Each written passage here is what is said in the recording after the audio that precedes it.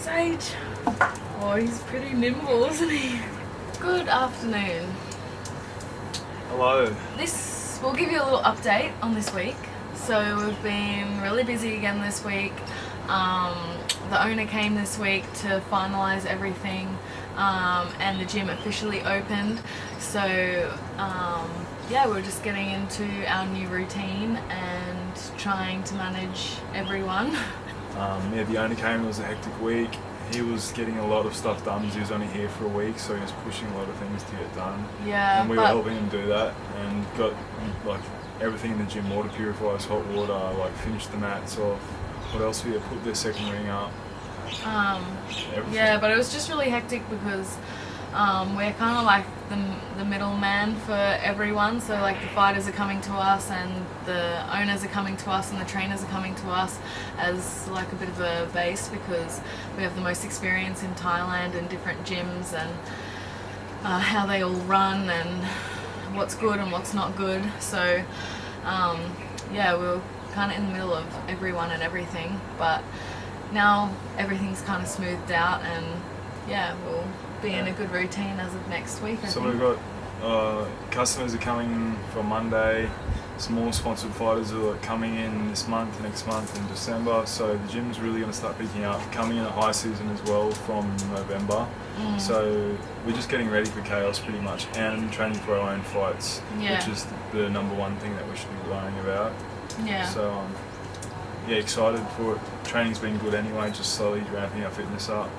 Yeah, so we've been ramping up our training now because I want to fight soon, and Eddie wants to have another fight before our big fights in November in Perth. So yeah, we're both just trying to increase our fitness slowly and get ready for another one. Yeah. But anyway, today we actually wanted to talk about running for Muay Thai fighting, because it seems to be a bit of a debate. People either are 100% for you have to run, otherwise you can't fight, and other people don't believe in running for fight fitness. I think it's just a bit old school, you know, because Muay Thai itself is Muay Thai, so Thailand, so people trust in what Thailand does, and Thailand is actually behind and very stubborn in their training methods, you know what I mean? Like, well, I mean, like boxing and everything in sports science has advanced, you know? Yeah, so, yeah, but the Thais are old school, and I think it comes from our trainers, which are about 30 years old, 40 years old, and what they did was very behind, and they went through a lot of hard training, a lot of running, a lot of overtraining, and they sort of feel I did it, you do it sort of style, and they don't look into what's better for you instead of just the I did it, you did it sort of thing. But we take a lot from MMA, boxing, and just a lot of just experience. How you go by running and how you go by not running. That's what I was gonna say. Like, it's not just about your coach, but it's also about you as a person and as a fighter too. Like, everybody is so different in what their bodies go well with. So I think, well, bottom line is I think running is good for, you have to warm up for training either way. You have to run up with a physical exercise that's not just training, hitting pad, sparring. You can't just, you have to warm up. So I think 4Ks is good. What everybody can take is good mentally for your mind, because it puts you in that meditating state, thinking about the fight, and so 4Ks is good for warming up. Mentally and physically you get warm, and then I think put your energy and work into the gym, into specific movements of what you do when you fight. A lot of people do all this cool training, like a lot of running, a lot of sprints, a lot of all this cool shit, but why it doesn't transfer over into what you're actually competing in. So you are fighting, so I think doing like harder clinching, harder sparring, well, not harder sparring, but more of it maybe, and or think about it, or just start being more aware, putting more brain, like thinking about moves, thinking about like getting better, actually training, like wanting to get better, not just going through the movements. And being physically present, because I find like a lot of people, they're so fucked from running so much that they're not actually there in the gym.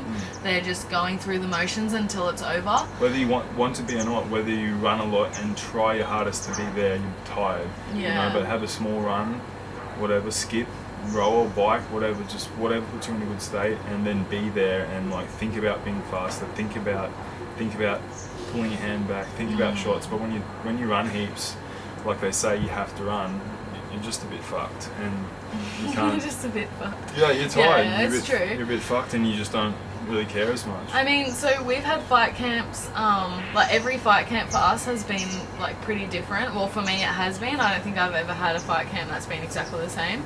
So for a lot of my fights, I've been injured and haven't been able to run. A lot of different injuries and different reasons why, but like if I had have run, there's no way I would have made it through most of my fights. So I supplemented that. So I either did like strength and conditioning, so like HIIT training, high intensity training, or for warming up I would, if I could, I would skip.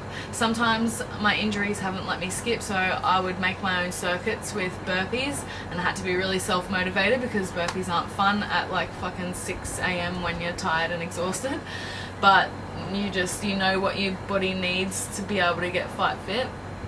Or I would do lots of work on the rower or the airdyne bike, and yeah, that got me really fit for majority of my fights. And I've had fights where I've run like 8Ks in the morning and a couple of Ks in the afternoon. I've had a lot of fights like that too, and I've felt good, but I've felt like maybe... You've also felt good at I've things. felt like just as strong and just as fit supplementing as well. So like Eddie and I have spoken a lot together on our own about this, and we believe that if you fully believe in your training method and you will get yourself ready just mentally and physically. Believe in the work you do at the gym. You know, like just warm up, do whatever you want, and smash it in the gym. Smash pads. You know, if you don't warm up as much, don't do such a long run. Smash harder on, kick harder, punch harder. Yeah. Like do your knees and teeps in the bag, but do your knees and teeps harder. Like, with more intention. Like, just think about the time you're training. So just say you warm up, whatever time you want to do, and then when you're in the gym, just say you do your pad work, clinching and sparring, that goes for an hour and a half, 2 hours. Do it hard, and that's enough. And if you think it's not enough, go harder. Hit the pads harder, hit the bag harder. And if you say it's not enough, you don't know how to train properly. You don't know how to kick hard and stuff. Yeah. So that's the bottom line, I think. Yeah. Because, a lot of people, they come to Thailand, they get told by their trainer, oh, if you don't run, you don't fight. Like, you can always work around things. You can always get fit enough to fight. If you can't do something, you can always supplement for something else. Yeah. So I think that's what we think of it anyway. Yeah, that's just our personal experience about running and fighting. Yeah, running's good for weight loss, like so is sitting on the bike, so is doing anything at it. All this stuff is having your heart rate at different different levels, you know what I mean? Like slow steady heart rate.